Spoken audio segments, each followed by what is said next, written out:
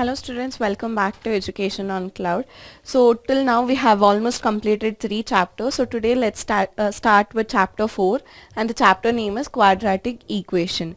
Right. So without wasting time, let's start with the topic. First we'll see all the theory part, then we'll solve few questions. That is according to one mark segment wise, we'll see that. So first, an equation of the format of, so what is the general format of quadratic equation? So the general format of a quadratic equation is going to be ax square plus bx plus c is equal to 0, wherein that is going to be called as a quadratic equation. The important point to be noted is a should not be equal to 0. If at all if a is going to be equal to 0, it becomes a linear equation. Therefore, hence it is important that from this general equation a should not be equal to 0. Right. See, for example, 2x square plus x minus 100 is going to be equal to 0. That's what they have given. Right. So this 2 is not equal to 0. So generally it means that you have x square. So if at all if you have even one x square is sufficient, but it should never fall to 0. If it is 0, then it becomes to linear equation. The format of this ax square plus bx plus c is equal to 0 when it is not equal to 0 is called the standard format, that is general format of quadratic equation. Right. So to express this in its standard form, write the terms of the given equation in descending order. So this and all is not necessary, but only point you have to remember is that quadratic equation general format, and that is ax square plus bx plus c is equal to 0. Right. So the next thing is method to check whether a given equation is a quadratic or not. So it is very simple. How can we even just check it out if at all if the equation given is a quadratic equation or not? So to check that, first and foremost you have to write whatever equation it is given in the format of general equation. See, to read out, to check whether the given equation is a quadratic or not, first write down the equation in its simplest form, and then compare the equation with its standard form. First write it in this if suppose if it is not arranged, let's say suppose the first term which is given is bx, then it's given as c. If it is not arranged, first arrange it, bring it to the simplest form, then compare it with the general format. When you compare that, then if it is satisfying whatever the equation you have got, and when you're comparing with the standard format, if it is satisfying, yes, it is a quadratic equation. If it is not satisfying, it is not a quadratic equation. Right.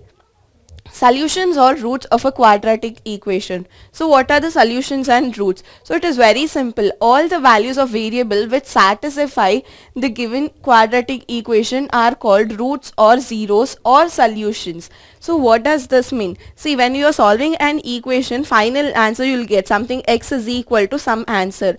So that can be called as either roots or zeros or solution of the given quadratic equation. In other words, in the general format, how can you write? In other words, a real number alpha is said to be the root or zero or solution. See, usually when you're solving, what is the general format of the equation? It is going to be ax square plus bx plus c is equal to 0, right?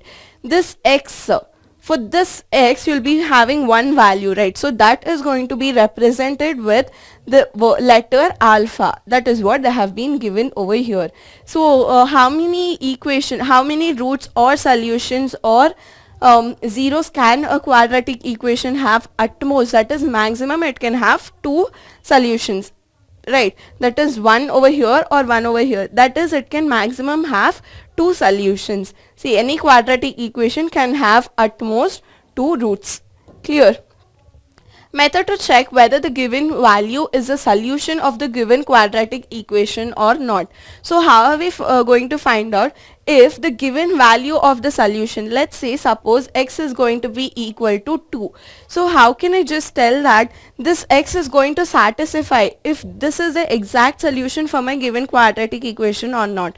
So again, a very simple one. First over here, if I have to go step by step, it is something like, let p of x is equal to 0 be the given quadratic equation x is equal to alpha. Alpha over here is nothing but root or solution, whatever you consider it as.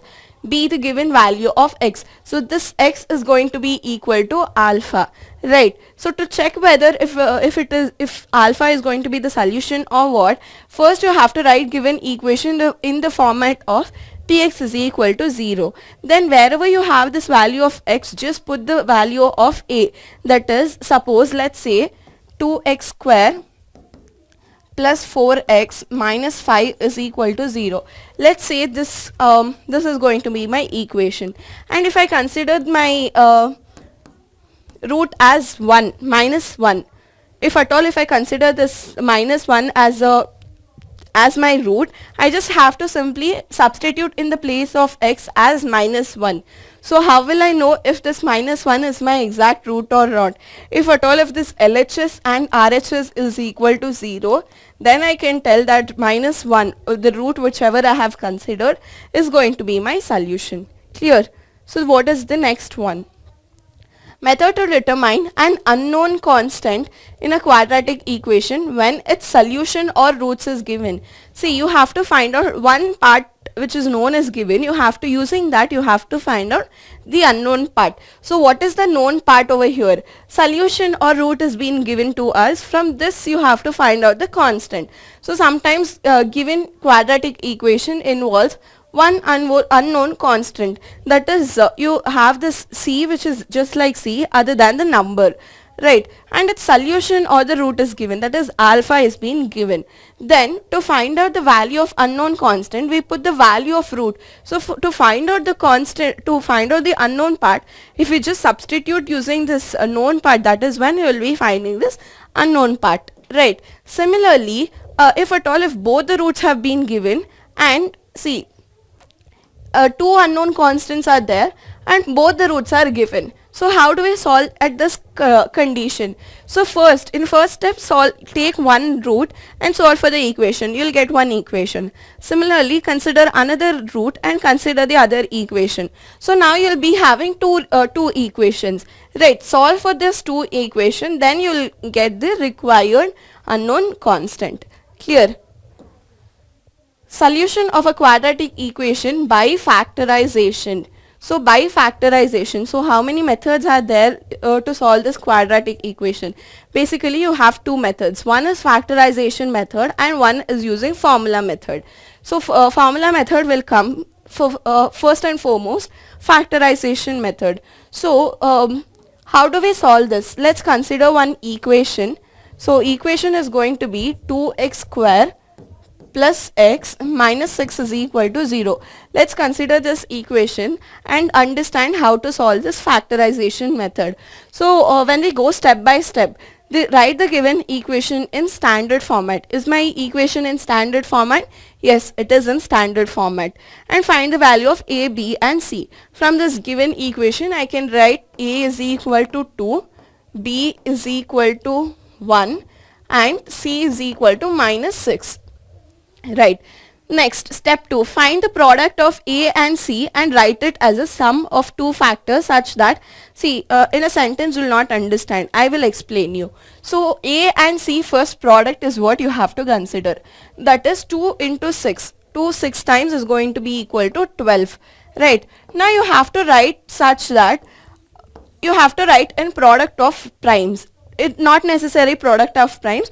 You have to write it as product of some two numbers. How should I write some two numbers? See, this 12 can either be written as 2 into 6, 3 into 4, 1 into 6, 1 into 6. Right. These are my maximum possibilities I can write. These are something maximum possibilities I can write. So which one should I consider exactly? Should I consider 2 into 6 or 3 into 4 or 1 into 6? Which one should I consider? I should consider, for this I should have one more condition. So whatever is there in the middle term, that is b, that value I have to consider.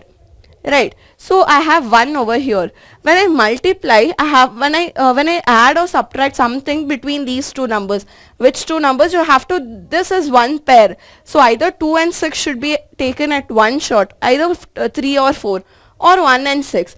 when you multiply, you have to get this number 12. When you add or subtract, whatever the case is, you have to get 1. See, even when I add, I'll get 8. When I subtract, I'll get 4. So this cannot be happened. Right. Similarly, see over this 1 into 6. 1 into 6, no, it has to be 2 into 6, which I have already considered. 1 into 12.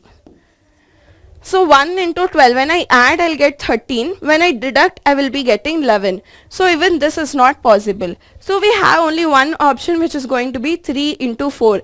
Right. 3 plus 4 is going to be equal to 7. So I will deduct. 4 minus 3 is going to be equal to 1. So 4 minus 3 is equal to 1. I can consider this. Therefore, the factor which I have to consider for 12, it is going to be 3 into 4. So for which number should I add plus, and for which I have to add negative? I have to get plus 1. So for bigger number I will put plus, and for this minus. So plus 4 minus 3 is going to be equal to plus 1 only. So further, until this step, if you know, then to solve it is going to be very simple for us. You just have to write 2x square, whatever over here you have got, that is plus 4x minus 3x minus 6 is equal to 0. In the place of plus 1, I have split it and I have written. Right, 4x minus 3x is also equal to plus 1x only. It is just that I have split and written. So for this we can simply solve it. For solving further, we will see while we are solving few questions. It is nothing but you just have to take common. So over here 2x is going to be common, x plus 2, and minus 3 is going to be common, x plus 2. It is always to be noted that inside the brackets it will come equal, and it also has to come equal. See, x plus 2 and x plus 2. So x plus 2 can be taken as 1, and 2x minus 3 can be taken as another. So x can either be equal to minus 2, or x is going to be equal to 3 upon 2. So these are going to be your solution for the question. So the next thing we learned using factorization method. The next is going to be using formula method. So for this formula method, there is nothing much of an explanation. You just have to remember this formula. The formula is going to be x is equal to minus b plus or minus within the roots b square minus 4ac divided by 2a. So this is the formula which you have to remember for using quadratic formula method. So for this, there is another concept which is called as discriminant. So what is this discriminant? Discriminant is either denoted with letter D or something like triangle. Right? It is either denoted with D or a triangle, a small triangle. So this discriminant, where discriminant is going to be equal to b square minus 4ac, is also known as discriminant. This is the result of quadratic formula. So and it is going to be also called as Sridharacharya formula. So which formula is called as Sridharacharya? The formula has been invented by this person, hence it is either called as Sridharacharya formula, but that is not required. It is always popularly known as quadratic formula method only. Clear? So now the next thing, you have to find out the relationship between discriminant and nature of roots. Here the whole explanation has been given, how is that we will be getting, but it is not necessary. In a nutshell, if I have to tell you how is the quadratic equation, we have to find out the discriminant. Suppose, what is this discriminant? D is equal to b square minus 4ac, right? So this b is equal to b square minus 4ac, if at all, if it is going to be equal to 0, if it is equal to 0, then the roots are real and equal. If it is greater than 0, if it is going to have a positive value, then the roots are going to be real and distinct. Suppose similarly, if it is less than 0, it is going to be roots are imaginary, or roots doesn't exist at all. So these are the three things which we have to follow. The same thing which is given over here in an explanation. See, when d is equal to 0, that is b square minus 4ac, if it is 0, when we solve for it, we will be getting in the manner of b minus b divided by 2a. So it is going to have two equal real roots. See, it is plus or minus 0, right? Minus b divided by 2a comma minus b divided by 2a. Explanation has been given which is not required. Only thing you have to remember in a nutshell is going to be, if it is equal to 0, then it is going to be real and equal. If it is greater, real and distinct. If it is less than 0, imaginary or real roots doesn't exist at all. Clear? Next thing, method to determine the value of unknown when nature of roots is being given. Just like how we solved that unknown constant, you have to find out using the roots given. So over here also, if nature of quadratic equation is being given and quadratic equation involves an unknown. So to find out this unknown, then to find out the value of unknown, first we have to find out the value of discriminant. So over here, the value of unknown when nature of roots is being given. First find out what is going to be the discriminant in the terms of unknown. Right, once you find out the value of discriminant in terms of unknown, using that given condition, that is if it is greater than 0 or if it is less than 0 or if it is equal to 0. We know these three conditions already. Whatever we have found out using this discriminant value, we can easily simplify it and get the value of unknown. Clear? Similarly, some important basic topic before we start into the questions. Suppose if the question is going to have consecutive numbers. So what are basically consecutive numbers? 1, 2, 3 are called as consecutive numbers. If I have to write that in general format, it is x, x plus 1 and x plus 2. 1, 2, 3 is what I gave you an example. So in the place of x, 1 plus 1. So 1 plus 2. So it is nothing but x, x plus 1 and x plus 2. So three consecutive numbers even and odd numbers are. So for even it is going to be 2x, 2x plus 2, 2x plus 4 because it is even. Similarly, if they ask for odd, it is going to be 2x plus 1, 2x plus 3 and 2x plus 5. For even, do not start with 2 only, just start with 2x then followed by plus 2 and plus 4. For odd, start with plus 1, plus 3 and plus 5. Clear? So Pythagoras theorem, we are aware of it, that is hypotenuse square is equal to perpendicular square in plus height square. So over here, next area of triangle is being given, area of right angle triangle, everything. If at all if the question is going to come, we will see at that point of time. So then all the formulas is being given, that is area of rectangle, perimeter of a rectangle and speed formula, everything is being given. So everything, it is just a knowledge of formula before we start the questions. So next over here, this 2-digit number is going to be equal to 10x plus y. So this is something wherein you'll be having questions almost every time. So 2-digit number. So whenever they ask you 2-digit number, first you have to consider, let the number be equal to 10x plus y, wherein x and y are going to be the digits of tens place and units place. Right, x place is going to have tens place and units place respectively.